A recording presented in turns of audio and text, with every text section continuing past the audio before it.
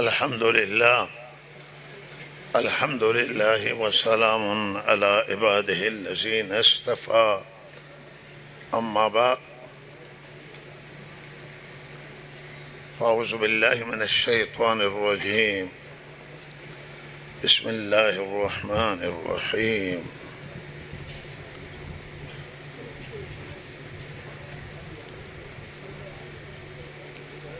قل صدق الله فاتبعوا ملة إبراهيم حنيفا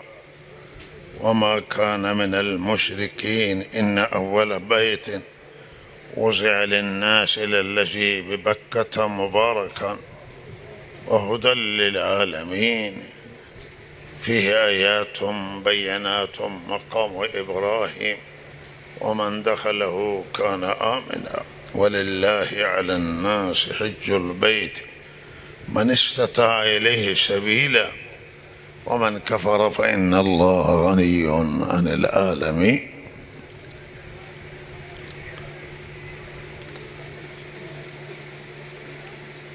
از ارکان مهم دین اسلام و آخری رکن که از همه ارکان آخر نازل شد حج هست و همانطور که در همه احکام الهی و تمام دستورات پروردگار حکمت موجود است و الله حکیمان و تمام دستوراتش سازنده هستند برای انسان می سازند، انسان تربیت می کنند و بزرگترین مربی که هم جسم تربیت می کند و هم روح ما را و انسانیت را تربیت می کند الله تعالی هستند. مربیان دنیا هرچه دارند از الله تعالی دارند و منبع همه خیر نزد پروردگار است. لہذا در حج الله تعالی یکی از ارکان مهم قرار دادن و این حج خیلی تربیت کننده است و در حج درسای بزرگ موجوده و در کل حج هدایت هست برای مردم. خانه کعبه را الله تعالی مرکز هدایت قرار داده و همه از این هدایت جهانیان بهره‌مندان می شوند، مخصوص کسانی که به حج می روند و از نزدیک خانه کعبه را مشاهده می کنند و حج یا عمره انجام می دهند. لحظه اینجا برایشون خیلی برکات داره، خیلی خیر وجود داره و آنجا الله تعالی دربار بزرگ و عبادتگاه عظیم قرار داده که هیچ جای در دنیا چنان عبادتگاه بزرگ وجود نداره و فرموده اولی خانه که برای عبادت پایه گذاری شده و اساس گذاری شده است برای نفع مردم، منافع جهانیان، خانه کعبه هست و بیت الله الحرام. و این از عنایات بزرگ الله تعالی و الطاف عظیم که این دربار قرار داده و همه را به همه فراخوان داده است که به حج بیت الله بیایید، به زیارت بیت الله بیایید و مردم فرموده که سوار و پیاده این هم میآیند. ابراهیم فرمود شما اعلام کن به حج و وقتی شما اعلام کردید مردم سوار و پیاده از راههای دور و نزدیک به حج سرازیر می شود. اخلاص برمی دارند للهیت که بالاترین توشه و بزرگترین توشه انسان در سفر حج تقواست که انسان در مسیر پرهیزگاری حرکت کنه، در جهت پرهیزگاری حرکت میکنه و پرهیزگاری را کاملا رعایت میکند با اخلاص و للهیت برای الله. انگیزه حاجی خدا طلبی، خدا جویی و طلب رضامندی الله تعالی هست. و حجاج همه بهرحال اونهایی که بیشتر متوجهند و میدانند با ندامت و با پشیمانی از ضایع کردن عمر و از تقصیرات، از کوتاهی، از گناه به آنجا جمع می شوند و فراخوان ابراهیم علیه السلام را که به دستور الله تعالی انجام گرفت اجابت می کنند. دستور قرآن عظیم و شانه که فرموده به حج بروید و حج انجام بدید، حج الله بر سر شما فرض گردانیده. کسانی که توانایی دارند، کسانی که قدرت مالی دارند، راه برایشون امنه، میتوانند به راحتی بروند، مشکلات ندارند، بر سر اون حج لازمه و این الله تعالی فرض قرار داده است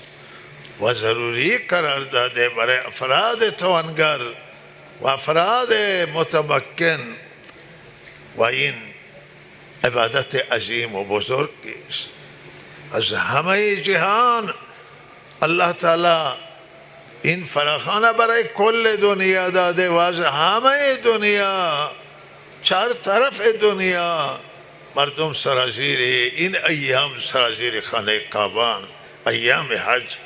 که در روزهای خاص و مخصوص انجام میگیره و عمره که در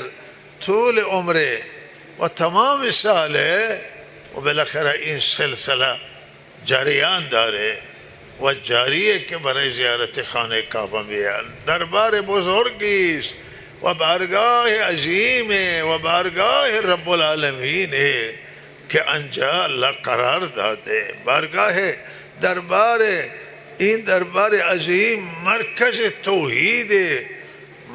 مرکز خدا پرستیه، مرکز یکتا پرستیه و همه به این مرکز توحید که به دست بزرگترین بنده الله، صالح ترین بنده الله تعالی حضرت ابراهیم علیه السلام الله تعالی بنا کردن و حضرت اسماعیل مخلص ترین بندگان خدا و بالاخره آنجا برای حج و برای زیارت و بروند، برای عبادت آنجا مرکزی است که یک نماز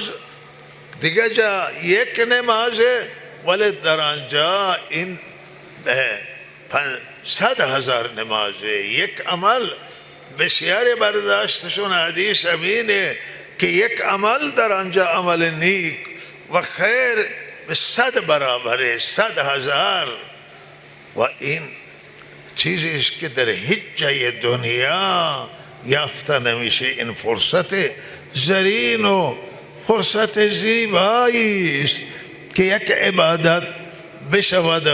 100,000، یک نماز 100,000 نماز. روزه هم اگر همینطور 100,000 بشه و تسبیح و تلاوت و اذکار و اوراد و کارای خیر و کارای نیک یکی به 100,000 بشه و یک توبه هم 100,000 توبه، شما ببینید که چه اندازه سود بزرگه و نفع کلانی است و عظیمی که الله آنجا قرار داده و دنیا را فراخوان داده است که بیایید. این عزیزان من یکی از برنامه های انسان ساز الله تعالی است که انسان الله تعالی میخواد بسازه هدایتش بده، در دل او محبت خدا بیاید، در دل او محبت دین بیاید و انسان ها با خدا زندگی بکنن و تعلق با الله تعالی پیدا بشه. این مرکز الله قرار داده تا مردم آنجا مراجعه بکنن، جای قبولیت دعای، قبولیت توبه است. کسانی که از دیارهای دور و نزدیک با پرداخت هزینه های گزاف و کم میروند آنجا و اینها میروند برای توبه، برای عفو گناهانشون که همین خودش توبه، و میروند آنجا برای دعا و تضرع زاری نیایش. و لحاظا این مهمان الله تعالی قرار میگیرن و دعای اونها آنجا قبوله، اعمال اونها ارزشمنده، توبه و استغفار اونها قبوله. و این دربار عظیمه و آنجا دعا را الله رد نمی کنه. و مشرکین عرب بت فرستان و بودایی ها هم همین عقیده را داشتن که اعتقاد به خانه کعبه در دل اونها وجود داشت. معتقد بودن که دعا در مکه رد نمی شود، دعا در کنار خانه کعبه قبول می شود و از بددعا می ترسیدن. و روزی که به آن حضرت صلی الله علیه وسلم قصد بد کردند و آن حضرت در سجده بودند و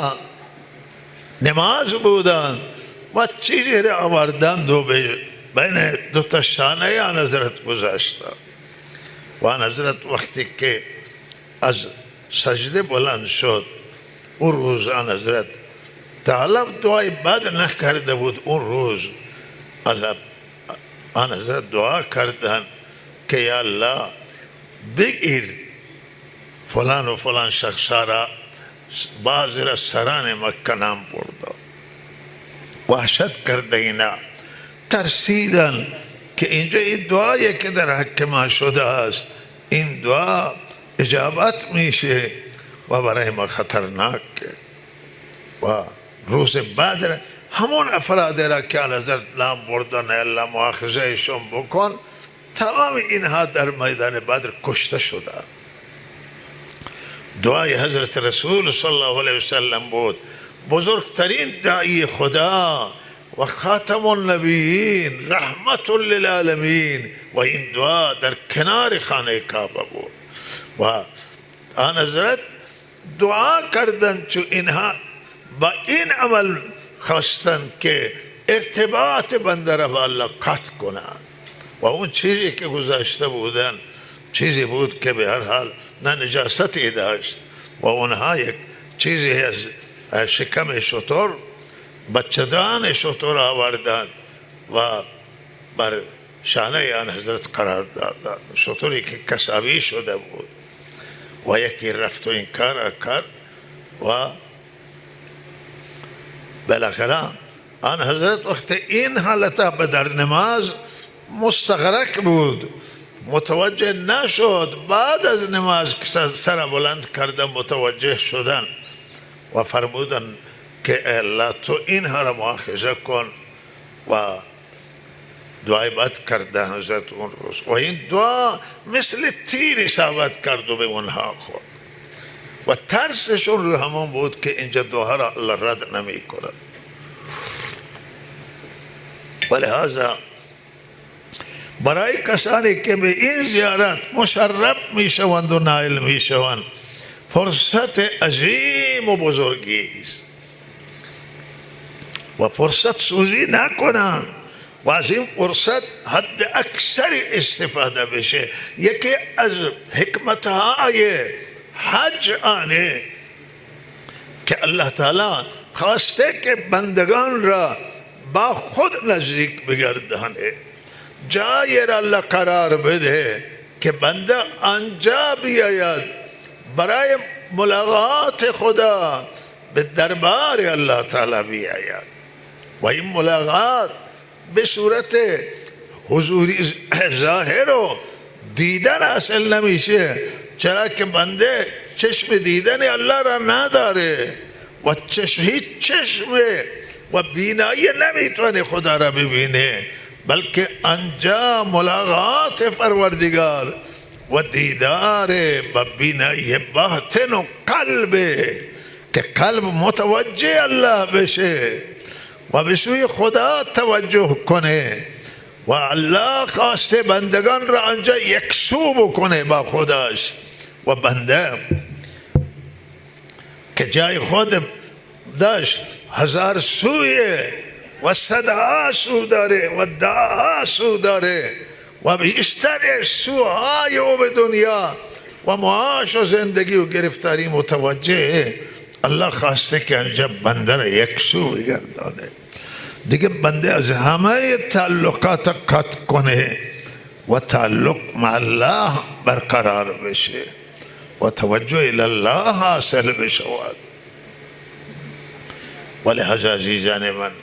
این چیز مهم که الله میخواهد و الله را خوش میآید و خوشنود میشه، او خدا خواهیه که در دل انسان موجوده. الله به سجده های طولانی و رکوع طولانی و قیام و ایستادن طولانی به کثرت طواف آن اندازه توجه نمی کند که دلهای بنده ها را نگاه می کند که توی دل چه داره. اگر دل خدا جوییه، خدا طلبیه، خدا خواهیه،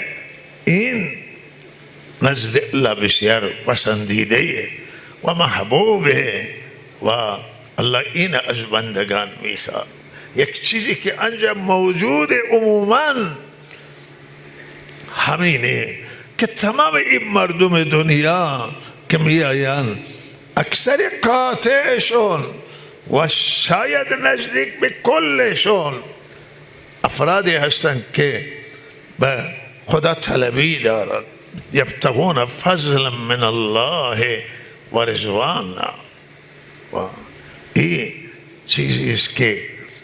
نزد الله پسند و محبوبه و صحابه رضوان الله تعالی مجمعین را این مطلب به مقام بالا رسون و صحابه را الله هم در تعریف اونا همین جمله را به کار برده که یبتغون من فضلا من الله و رضوانا تراهم رکعا سجدا، میبینید در حالت رکوع صحابه کرام سجدن، به نماز دل دادن، به رکوع سجده دل دادن. برای چه سجده و رکوع عبادت میکنه؟ یبتغون فضلا من الله و رضوانا. در رابطه با حجاج همین کلمه به کار رفته است که اینها طلب میکنن رضامندی الله را و خدا خواهی دارن در دل و هر دلی که در او خدا خواهیه، هر دلی که خدا طلبی موجوده، این دل ارزش داره و هر عبادتی که بر این مقصد انجام بگیره عبادت هم ارزشمند میشه. و حاجی‌ها در لباسهای مختلف، در رنگهای مختلف، زبانهای مختلف، سخنان مختلف و سلیقه‌های مختلف یک چیز واحد از دنبال میکنند که او رضامندی الله تعالی، طلب رضامندی الله، خدا خواهی را طلب میکنند. از حکمتهای بزرگ حج بیت الله الحرام آنه که الله این دربار قرار داده و فراخوان داده که خصوصا سال یک مرتبه مردم اینجا تجمع بکنن تا از احوال دنیا خبر باشن، از احوال همه انسانیت، از حال یک دیگه خبر باشن مسلمانان و از حال همه انسانیت که به هر حال به کدام سو انسان ها می روند و بالاخره انسان ها وضعیت زندگیشون چطوره، کجا مظلوم موجوده، کجا انسان های گرفتار موجوده، و انسان از اونس و سروران گرامی همدردی در انسان ها، تأثرات نسبت به مظالمی که توی دنیا روا داشته میشه و تأثر از این مظلومانی که زیر ظلمن. و لحاظا این محل بیداری خانه کعبه، مردم جمع بشوند تا بیدار بشوند که در دنیا چه میگذره و بشر به کدام سمت و سو حرکت میکند و از احوال دنیا اطلاع حاصل بکنند، از احوال جهان حاصل کنند. و حکمت های فراوان و متعدده. نمایندگان همه دنیا و کشورها می آیند، از احوال یک دیگه خبر می شوند و آنجا یک اطلاعات بزرگ به دست می آید که مردم اطلاع حاصل می کنند که در دنیا چه می گذرد و دعای خیر می کنند و دعا می کنند آنجا برای همه. و روی این خانه کعبه برای بقای وحدت بشر و انسان ها، برای بقای آخر دین الله تعالی، این یکی از بزرگترین شعائر و نشانات الله تعالی و دینش هست و الله تعالی این قرار داده. فرمود جمعوری کمک برای مدرسه دینی عظیم آباد که یکی از مدارس با سابقه سیستان است و مدرسه که به هر حال اولی مدرسه بوده اونجا و سبب روشنایی در منطقه شده و حالا با توجه به شرایط و خود مدرسه در روستا واقع، روستای عظیم آباد، و روی این مدرسه نیاز است که مورد توجه قرار بگیرید. مدرسه امام ابو حنیفه عظیم آباد. از دوستان درخواست دارن، نمازگزاران ارزشمند و عزیز که مدرسه را کمک کنن، دست هم بالا بگیرن. کارتخان هم عزیزان حتما دارن، کارتخان بله در صفا هستن، به کارخانه مال مدرسه عظیم آباد و انشاءالله کمک کنه. جمعوری عمومی هم میکنه و کسانی که موفق نشدن به هر حال دم در که اونجا کارتخانه هستن مال مسجد و مدرسه بگند که هر کمکی که مدرسه عظیم آباد میکنه بگن که مال مدرسه سیستان، مدرسه عظیم آباد. و الله تعالی به شما توفیق بدهد و خیر و برکت شما را الله تعالی به همه جا برسانه، و خصوص اونایی که نیاز بیشتر دارن و مشکلاتشون بیشتره. روی این عزیزان من مهمه، این ایام مهمن، اینجا هم این ایام مهمن. 10 روز اول ذوالحجه بسیار آیات مهمن که انشاءالله برای شما در همون تاریخ بیان می شود که حاجیات که می روند به سوی خانه کعبه و به سوی مدینه منوره و برای آنکه آنجا حضور پیدا بکنم به منافع معنوی و مادی. لحاظا شما عزیزان اینجا یاد کنید الله را و این ایام پربرکت، ایام کلا ایام حج، امام حج، شوال، ذی قعده ماه حج و عشر ذوالحجه، 10 اول ذوالحجه ماه حج و ماهای فضیلت و عمل فضیلت داره و الله تعالی را یاد کنیم و الله تعالی را بندگی کنیم و حاجیایی که می روند آنجا در دعا کوتاهی نکنند، در نیایش و تضرع و زاری، در توبه و در عمل کوتاهی نکنند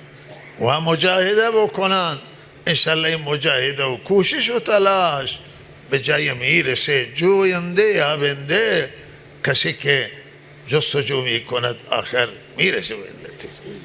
ابو هریره رضی الله تعالی عنه و روایت میکنه از حضرت رسول صلی الله علیه وسلم که هر کسی حج برای الله انجام بده، نه برای منافع دنیا، نه برای اغراض دنیوی، بلکه حج برای الله انجام بده و او مرتکب گناه نشود و حرفهای زشت نزنه. و او فرمودن که چنان از گناه پاک برمیگرده که گویا تازه از مادر متولد شده است. و این حدیث را هم بخاری روایت کرده، مسلم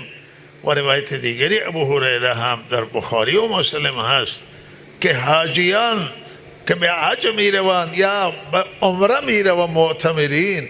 اینها جماعت الله تعالی هستند، اینها وفدن الله و اینها به نزد الله ارزش دارند و لہذا اینها نزد خدا مقبولیت دارند. و از اینها آمده است که دعای خیر بگیرید که اینها برای شما استغفار بکنم. و لہذا این جماعتی است که به آنجا وارد میشه، در واقع اینها اون وفده که وفد خدا هستند، مهمانای الله تعالی هستند، اینا به الله نسبت دارند و لہذا ارزش دارند که از اینا دعای خیر گرفته بشه و ارزش است که اینا خودشون دعا کنند. الله من شما را توفیق بدهد و موفق بداره و زیارت خانه کعبه را نصیب همه من شما بگردانه و حج مقبول و مبرور نصیب بگردانه. منظور از حج رضامندی الله تعالی باشه و به هر حال بازسازی خود، اصلاح خود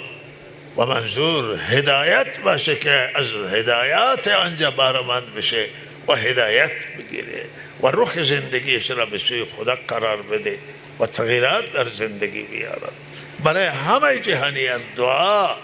همانطور که عزیزمان توصیه کردن، برای ملت ایران و مردم ایران دعا، برای همه مسلمانان دعا، برای انسانیت دعا، برای اهل غزه دعا، همه مظلومان دنیا مورد دعای خیر قرار بگیرن. و به هر حال این روزها مذاکرات در جریانه و طرف مقابل مرتباً پیام میده که با من توافق کنید و با ما مصالحه کنید و شرایطی که در خاورمیانه جریان داره به هر حال شرایط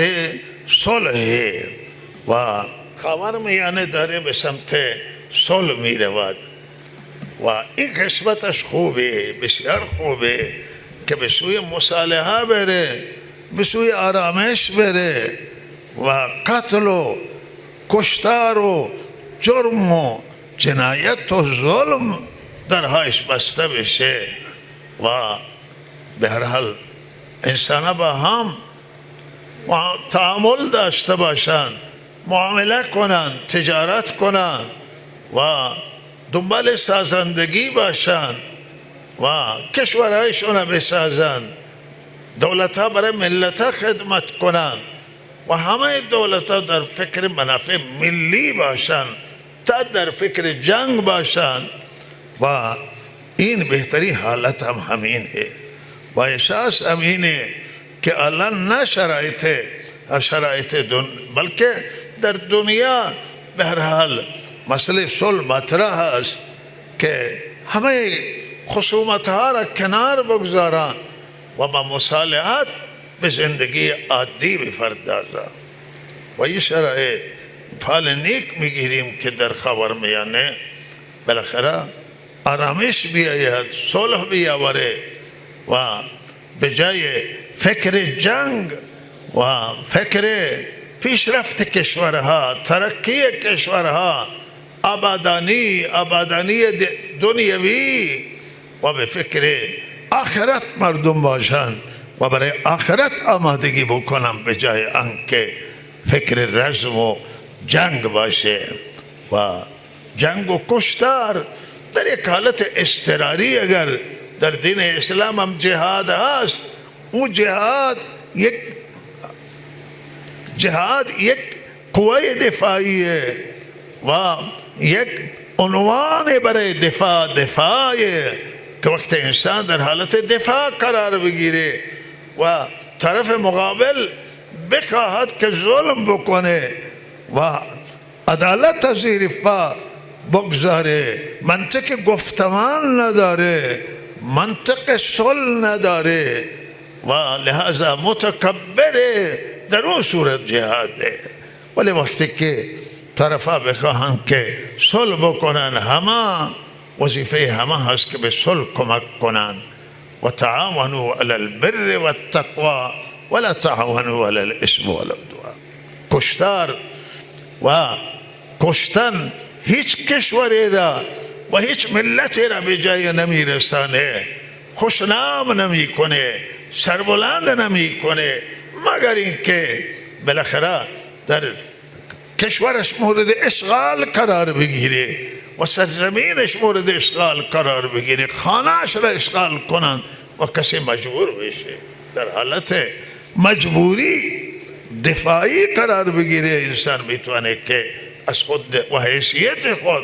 و دین و دنیای خود دفاع بکند. و لحاظا بهترین حالت صلح. شما ببینید الان اسرائیل که بالاخره منطق مصالحه متاسفانه در دولت اسرائیل وجود نداره و منطق گفتگو وجود نداره و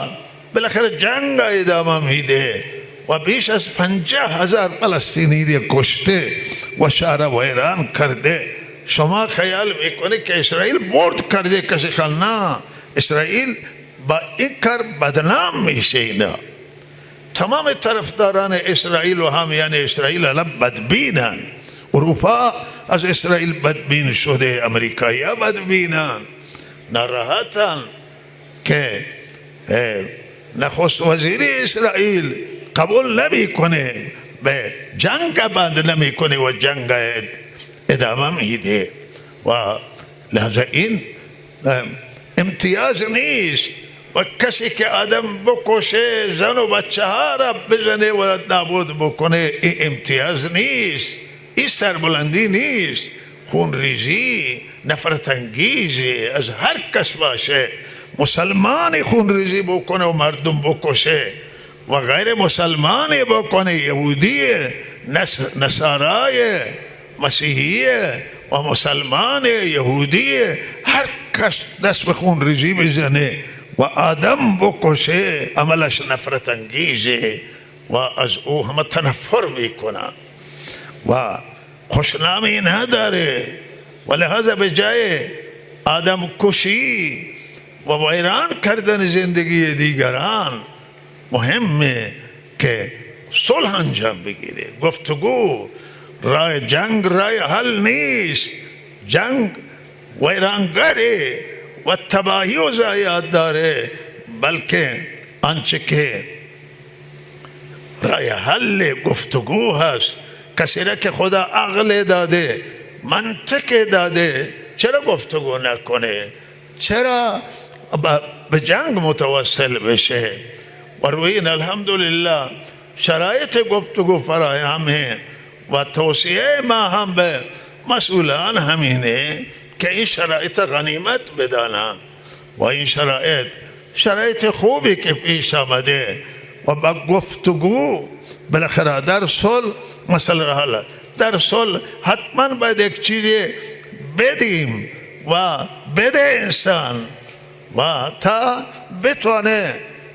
اطمینان جهانیان حاصل بکنه و جهانیان هم مطمئن باشن. باید از یک چیزی گذشت کرد، باید یک چیزی داد و هم یک چیزی آدم میگیره برای شرایط صلح معنی همینه، یک چیزی بده یک چیزی بگی، و نه اینکه آدم بگه که پارا به یک کفش بکنه که من باید فلان کار فلان مثلا یک شرط بگذاری که من این کنار نمیایم. نه، کنار بیایی. خود حضرت رسول صلی الله علیه وسلم چگونه کنار آمده در صلح حدیبیه و شرایط دشمن پذیرفت و سرسختی در این باره نشود که الان شرایط بسیار سختی در کل خاورمیانه و در ایران سخت‌ترین شرایط زندگیه. الان برق که در قطع می شود و چه اندازه ضربه به کشور وارد میشه، به اقتصاد کشور، به فرهنگ کشور و به تمام بخش‌ها، به کشاورزی، دامداری، کل ضربه میزنه. وقتی که برق قطع در ادارات هیچ کاری نمیشه کرد، نشستن اما و بالاخره که کی برق بیاید و صاحبان کارخانات تعطیل میشوند و تمام مشکلات ایجاد میشه و برای کشور هزینه سنگین داره، برای ملت هزینه سنگین داره. برق قطع میشه، آب قطع میشه، مشکلات آب است و همه اینها و این اقتصاد که الان بسیار مشکلات داره، همه اینها تقاضایشون همین خواسته که به هر حال به صلح چیز خوبی است، گفتگو مذاکره چیز خوبی و گفتگو بشه و مذاکره بشه و مشکلات از راه مصالحت آمیز حل بشه، به جنگ نکشه. چرا که جنگ بغیر از نقصان فایده هیچی نداره، ضرر و نقصان جانی و خسارات بزرگ زندگی و مالی دارد، برای همه تباهی داره. هیچ کسی هیچ طرف به جنگ فکر جنگ نباشه و تلاش برای جنگ نکنه. و توصیه من ہے کہ مهمترین سیاست برای هر کشور آن ہے، برای هر سیستم و نظام که به مردم رسیدگی بشه و مهمترین منافع ملی هست که منافع جمعه و منافع همه ملته و بزرگترین چیزی که باید در هر سیستمی باشه، اسلامی یا غیر اسلامی، به آن باید توجه بشود. منافع ملیه، منافع همه مردمه، عزت مردم و آبرو و حیثیت مردم و معیشت مردم، زندگی عموم و امنیت عام، سلامتی عام، تعلیم عام و اینها همه بالاخره از وظایف عدالت عمومی اجرا بشه و نگاه ها بلند بشن، نگاه ها قومی نباشن، نگاه ها مذهبی نباشن، بلکه نگاه فرا قومی، فرا مذهبی باشه و نگاه به همه ملت باشه. این ملت مسلمانه و ملت غیر مسلمانه، همه ملتان، همه شهروند که کشور هستند و هر کشوری باید تمام شهروندانش را و حق شهروندی را به اونها بده و از امنیت اونها تحفظ بکنه، از سلامتی اونها، از آزادی اونها. و آزادی یک چیز بسیار حیاتی و مهمه که نه هر کسی باشه و آزادی همه را تامین بکنه و همه شهروندان آزادی خودشون داشته باشن، زنانان، مردانان و بالاخره هر طیفه هستن در عدالت مساوی باشن و همه در آزادی برابران. و به هر حال نویسندگان، اهل کلام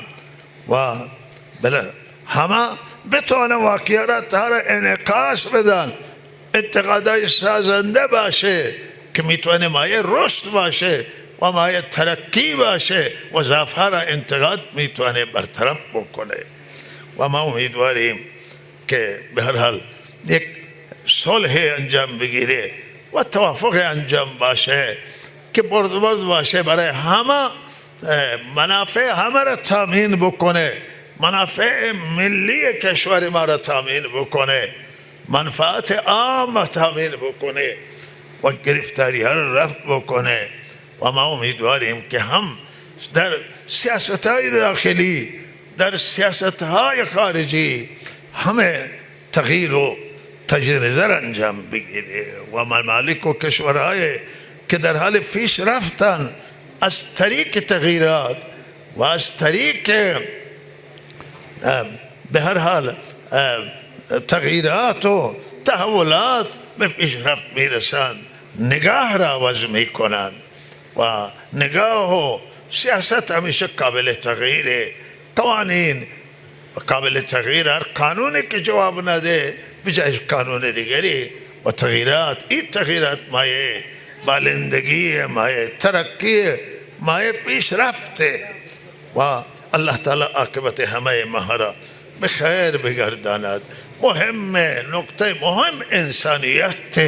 و ما همه را توصیه میکنیم که هر کسی در هر جای از یک بالاخره انسانی که در اون مرز زندگی میکنه، انسان عادی تا انسانی که به هر حال مأموریت داره و مأموره و دولتیه، کل انسان ها را توصیه میکنیم همه به انسانیت، که انسانیت مهمه و اگر انسانیت نباشه اسلامیت هم نیست. و اسلام تمام برنامه‌اش به این سویه که انسانیت حاصل بشه، انسان واقعی به دست بیاد، انسان بشه، انسان نمونه بشه و انسانیت بر رحم و مهربانی هست و ترحم با اخلاق. اگر اخلاق نباشه دین هم نیست و اگر انسانیت نباشه هم دیانت وجود نداره و بالاخره هیچی وجود نداره. انسانیت با اخلاق حاصل میشه و اخلاق ها را ما اصلاح بکنیم همه مردم و ما خودمون را هم در این صحبت ها مخاطب میدانیم و مخاطبیم به این صحبت های که بریم به سمت اسلام حقیقی، اسلام واقعی، بریم به سوی انسانیت، بریم به سوی ترحم، به رحم بریم، به کرم بریم، به همدردی بریم و الله تعالی به ما توفیق عنایت بکنه و عاقبت ما را به خیر بگردانه. و صلی الله علی سیدنا محمد و آله و صحبه.